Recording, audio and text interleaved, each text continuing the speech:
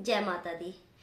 श्रोताओं, जैसे कि चैत्र नवरात्रि आरंभ हो चुके हैं और कहा जाता है कि इन दिनों जो देवी माता के जो 9 स्वरूप हैं, इनकी जो शक्ति है बहुत ही प्रबल होती है। इन दिनों देवी माता के 9 स्वरूपों की पूजा अर्चना करने से काफ़ी लाभ भी होता है और मन में मेरी इच्छा जागी, क्यों ना हम इन 9 स्वरूपों की पौराणिक कथाओं के बारे में जानें कि माता की इन 9 स्वरूप जो हैं वो किस वजह से माता ने इन 9 स्वरूपों को धारण किया।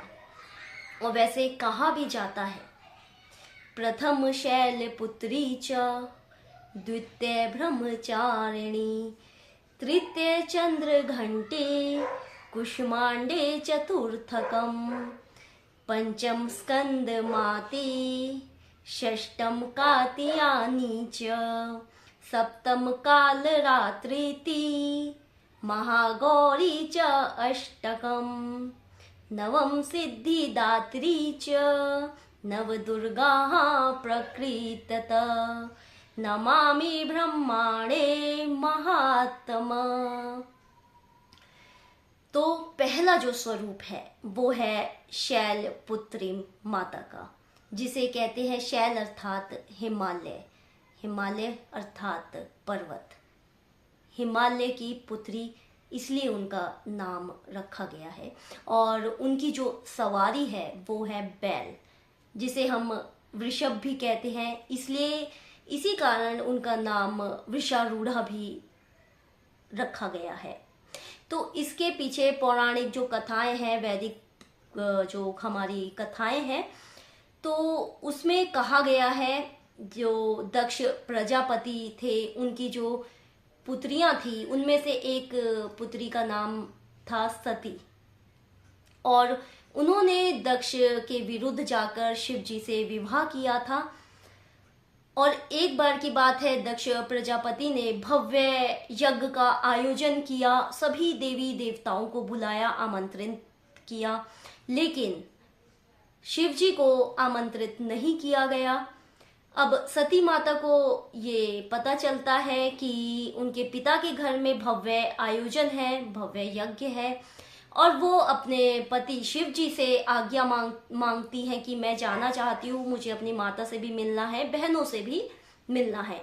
शिव जी मना करते हैं, वो तो त्रिकालदर्शी हैं, उन्हें तो पता ही है कि ये जो यज्ञ किया गया है, ये यज्ञ जो है शिव जी को नीचा दिखाने के लिए ही किया गया है, सभी देवी देवताओं के आगे।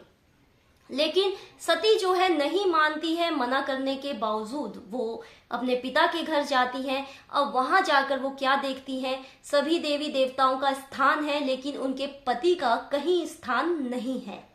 यह देखकर उन्हें क्रोध आ जाता है और वो अग्नि में भस्म हो जाती है। फिर शिव जी जो है वैराग्य धारण कर लेते हैं, क्रोध में आ जाते हैं, वैराग्य धारण करके एक तपस्या में लीन हो जाते हैं शिव जी। अब जो दक्ष प्रजापति की एक और बेटी हुआ करती है, वो उनका नाम था स्वधा, और स्वधा का जो विवाह हुआ था वो हुआ था पितरों के देव से, और उनकी 3 पुत्रियां हुई। पहली पुत्री का नाम था मैना, दूसरी का नाम धन्या और तीसरी का नाम था कलावती।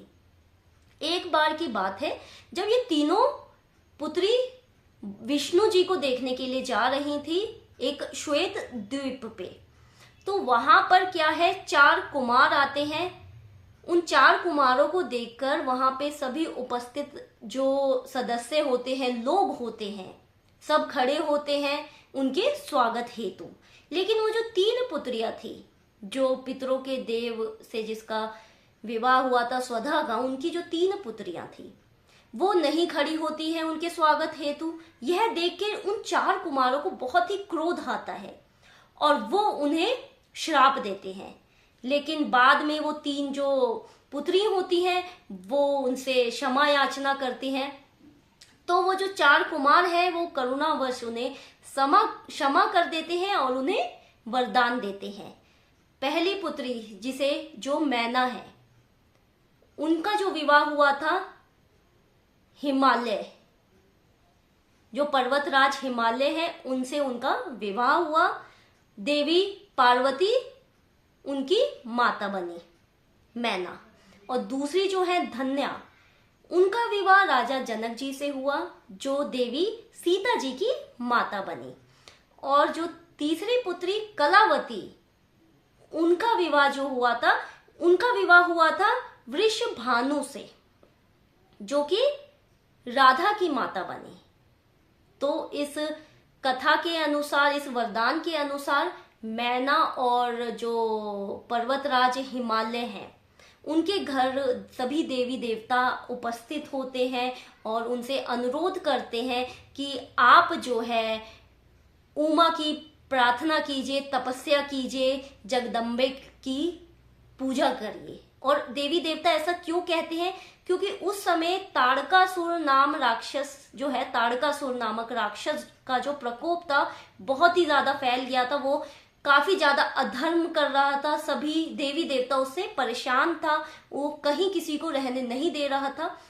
इसी वर्ष और उसे एक वरदान प्राप्त था कि उसकी जो मृत्यु होगी वो शिव जी और पार्वती जी के पुत्र के द्वारा होगी। तो इसीलिए सभी देवी देवताओं ने आग्रह किया कि आप देवी जगदम्बा की पूजा आराधना कीजिए।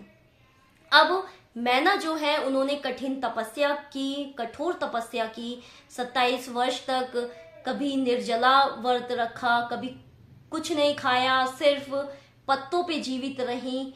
इतनी कठोर तपस्या के बाद जो देवी जगदम्बा है वो प्रसन्न हुई और कहने लगी, बताओ तुम्हें क्या वरदान चाहिए। तब मैना कहती हैं कि मैं चाहती हूं कि आप स्वयं मेरे घर में पुत्री बनकर जन्म ले। तो यह कथा हमें बताती है कि तब जो जगदम्बे माता है, उमा जी हैं, वो उनके घर में पर्वतराज हिमालय के घर में जन्म लेती हैं। इसीलिए उनका नाम शैल पुत्री रखा गया। शैल अर्थात हिमालय, हिमालय की पुत्री, इसलिए उन्हें शैल पुत्री कहा जाता है। तो ये हमारे जो प्रथम दिन की माता है शैल पुत्री माता, उनकी कथा है। अब इसका एक मंत्र भी है जो मैं आपको बता देती हूं। आप पहले दिन इस मंत्र का जाप कर सकते हैं प्रथम नवरात्रे के दिन। वंदे वांछित लाभाय चंद्रार्धकृत शेखराम वृषारूढ़ा शूलधराः शैलपुत्री यशस्विनीम। तो चलिए अब दूसरी नवरात्रे में जो माता होंगी उसके बारे में हम आपको बताएंगे, जो कि है ब्रह्मचारिणी माता। तो वो मैं आपको अगली वीडियो में बताऊंगी। जय माता रानी।